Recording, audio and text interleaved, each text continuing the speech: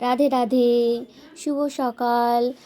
আজ ষষ্ঠম দিন, দামোদর ব্রত এবং ভীম পঞ্চমী ব্রত আমাদের সম্পূর্ণ হয়েছে। তাই আমরা আজকে মহা উৎসব করছি, নিয়ম ভঙ্গন করছি। তাই আমরা ভগবানকে ভোগ লাগিয়ে বালক ভোজন দেব।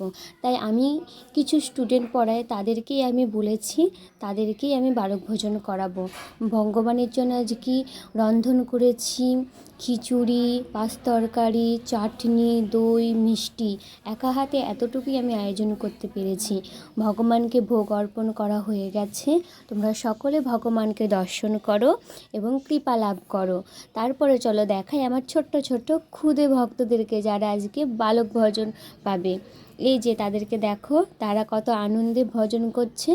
তোমরা কারা কারা ভগবানের এই ব্রত পালন করে নিয়ম ভঙ্গন করে অবশ্যই আমাকে জানে। আর আমার এই ছোট্ট ভিডিওটা যদি তোমাদের ভালো থাকে তাহলে আমার পাশে থেকে আমাকে উৎসাহ দিও। হরে কৃষ্ণ, রাধে রাধে।